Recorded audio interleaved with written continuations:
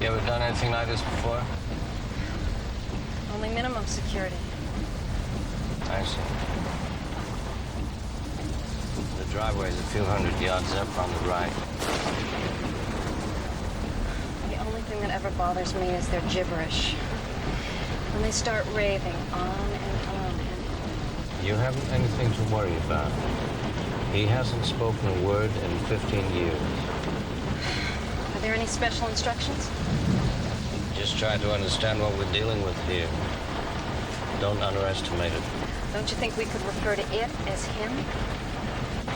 If you say so. Your compassion's overwhelming, Doctor.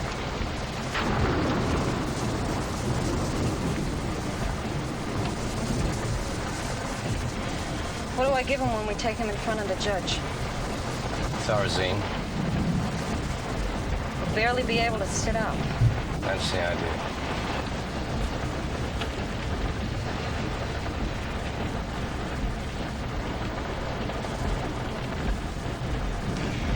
You're serious about it, aren't you? Yeah. You mean you actually never want him to get out? Never. Then why are we taking him up to Hardin County if you're just gonna lock him? Because that is the law. Here we are.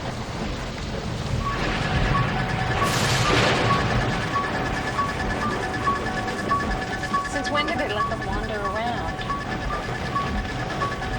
Pull up to the main gate. Shouldn't we Come on, move.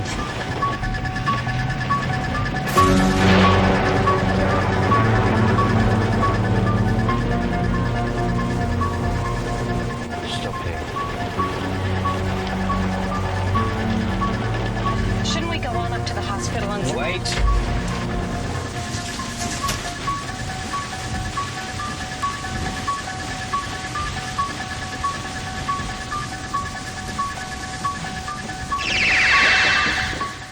Go. Welcome to Picture Book Drama, where it is everything in entertainment. I am your host, Sean, your video and comment guru.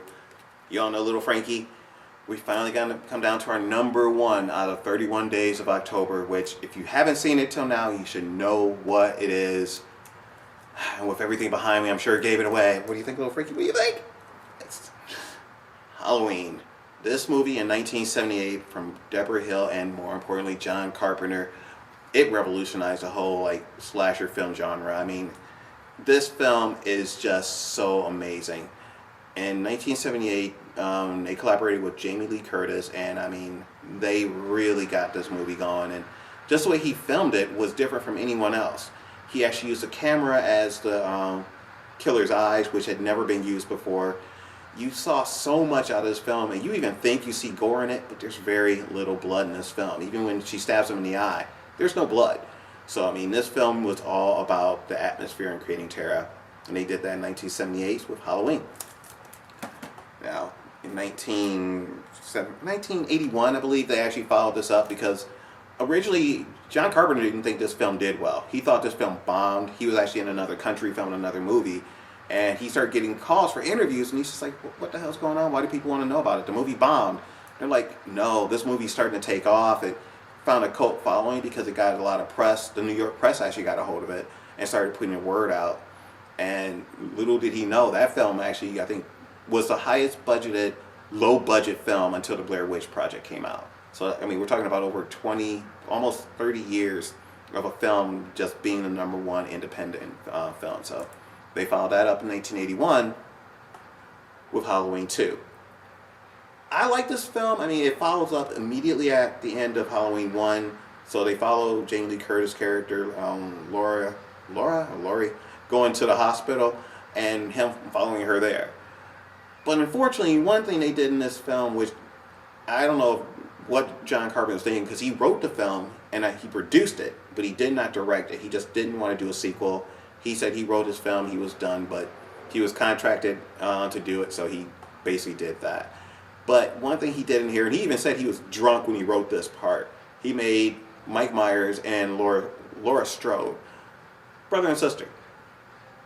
He even regrets that because he knows that just destroyed the continuity of anything that can happen with this film. And unfortunately, they just kind of decided at the end of that film, even though it was real successful, they wanted to take the Halloween franchise in more of a Twilight Zone, Outer Limits type direction. And they experimented, and they failed miserably with Halloween 3, Season of the Witch. Now, this isn't a bad movie if it was a Twilight Zone or an Outer Limits episode. You would understand it a little bit more, and you wouldn't be so pissed off.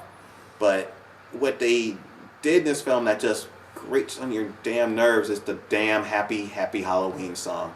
Which, don't worry, I will not be playing at the end of this. Maybe.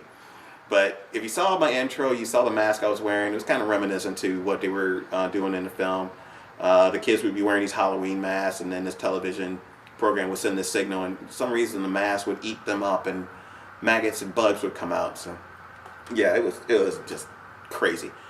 And people revolted. They said, no, we're not going to go with this film. You know, we're not going to follow you anymore if you're not going to bring back the original killer. And they fought it. I mean, they fought it left and right, but to show just how much of a rabid base they had in 1987. It took 5 years to get this film out, but they did it. Halloween 4, The Return of Michael Myers. This actually set a lot of records as well because no one thought he was coming back. Because the studios were like, no, we own him, we're not going to bring him back. But a little movie called Nightmare on Elm Street came out and kind of made them change their mind. So that actually helped us get Mike Myers back into the horror genre. And actually, he was actually neck and neck with Freddy Krueger. So whenever Nightmare came out, Freddy was on top. Whenever one of these came out, Mike was on top. So in 1987, Mike came back. And then in 1989, they kind of rushed this one out. The Revenge of Michael Myers. This one is probably the most hated out of all of them because they had the little girl here. They tried to make her come across as the psychotic one, kind of what they did with Corey Feldman in the Friday the 13th movies, trying to make it seem like he's going to become the next killer. They tried that with this, and it just failed. They actually had a kid in the movie who couldn't talk. A little kid running around not being able to talk in a horror film. It was that stupid.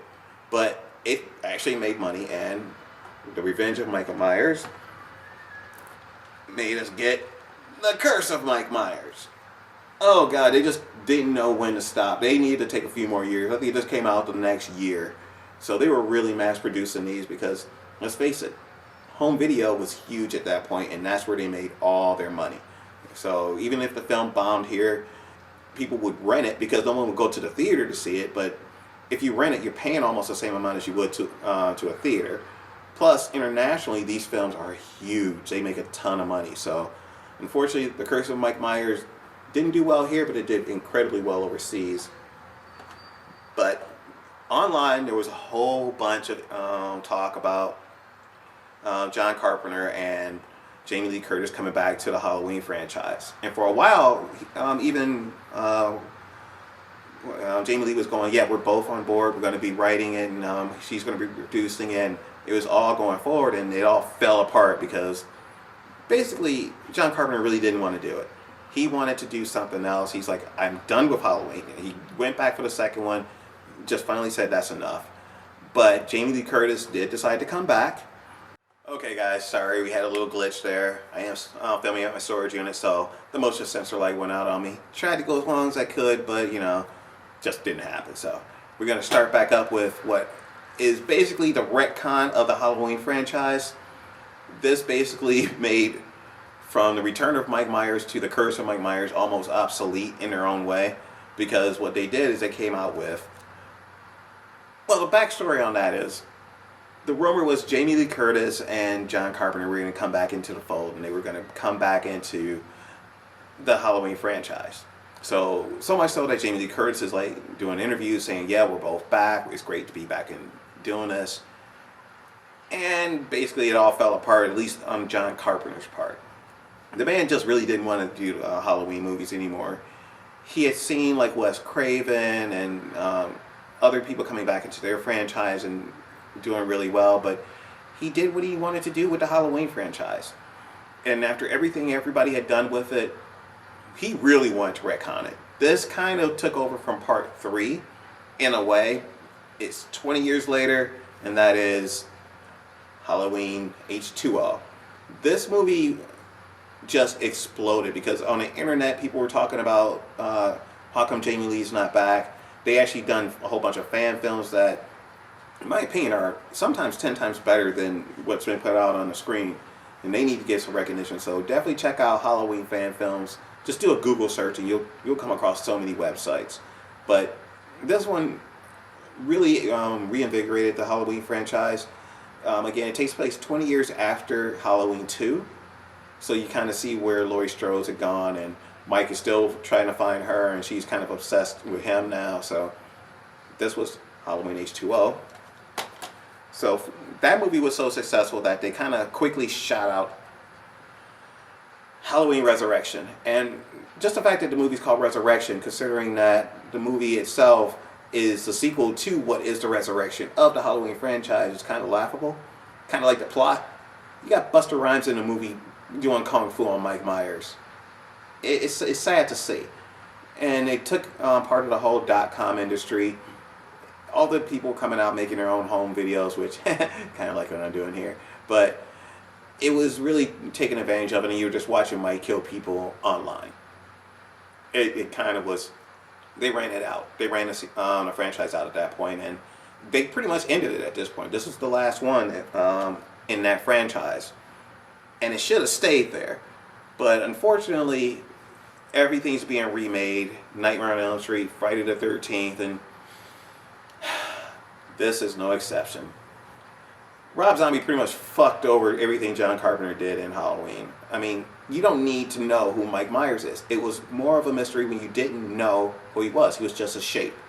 You didn't really see his face except for a glimpse at the end of Halloween 1.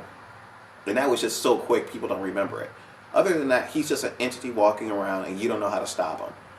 And in this one, they tried to explain it. You follow him as a kid, and why is it Rob Zombie's characters always got to be hillbillies? Rednecks? You know, no offense to any of y'all out there. Love y'all, but he did that in Devil's Reject. Now he's doing that in this one. Now, Devil's Reject was good because it was original characters of his own, creation. I like that. This isn't. This is a John Carpenter film that you should be paying homage to, and you didn't. We spent half the film learning about Mike Myers. We followed him as a kid. He was an abused kid. Yeah, right. Then he followed him after he killed his sister and his dad in the psych ward. Then we watched him grow up in a psych ward. Where the fuck did he get the weight to work out like that? Garbage. Hate it. And just on top of all that, the movie actually made money because, let's face it, there is this, that whole genre that loves the slasher films. You're gonna go see them. So, we get this. What the fuck is with the horse?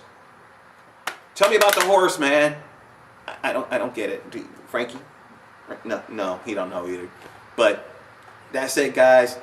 That's our countdown. That is the #1 spot, which is Halloween. So thank you guys so much for watching. Remember to hit the like button. Don't forget to subscribe to keep up with all my latest videos. Hit me up on Facebook. Hit me up on Twitter. Let me know what your favorite films are. And don't forget, at the end of this video, I will be announcing who is the winner of our Bat Cow giveaway. So stay tuned. Peace.